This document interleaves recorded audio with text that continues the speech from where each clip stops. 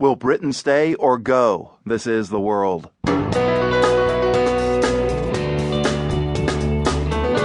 Marco Werman. Britain votes this week on whether to stay in the European Union or leave it. And if the Leave campaign wins, there's uncharted territory ahead. Nobody knows what happens afterwards. Nobody knows. It hasn't been done before. Also, tens of thousands of Iraqi civilians flee the fighting in Fallujah, and for good reason. They've been eating animal feed.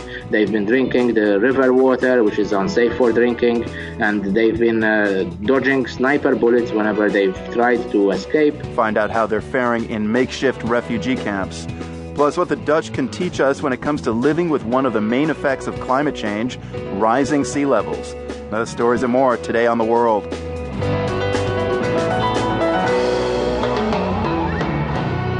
Glad you could be here on this Monday, World Refugee Day, according to the United Nations.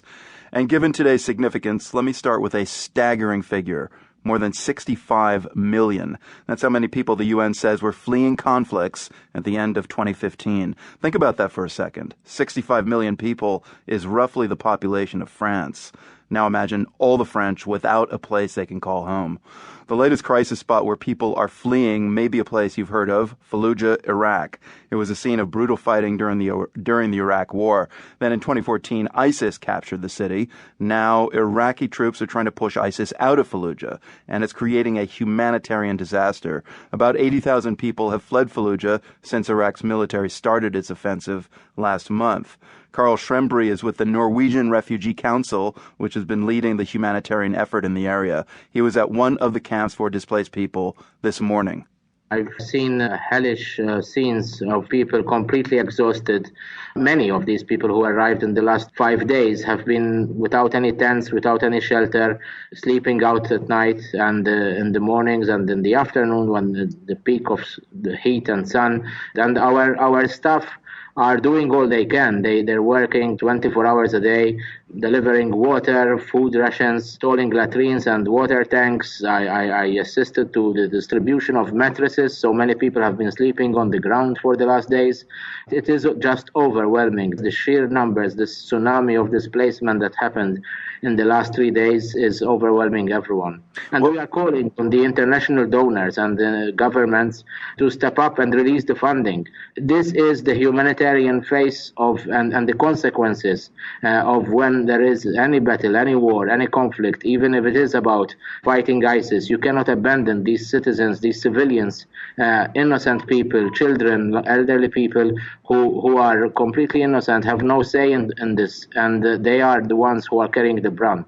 Carl, why is there not a greater sense of urgency in releasing those humanitarian funds that you were talking about? Well, this is the question that has to be put to the world leaders and the donor community, because they know and they knew that this was coming. And Fallujah, just like there is Mosul around the corner, and many more thousands will be displaced when that battle is going to happen. This was on the cards, and everyone knew that it was in plan. So if you describe these camps as kind of hellish, the situation inside Fallujah has got to be worse. What have you been hearing, and how hard has it been for civilians to escape Fallujah over the last few weeks? Indeed, the tragic part is that they have fled from one hell and stepped into another. And what they have fled from is extreme hunger.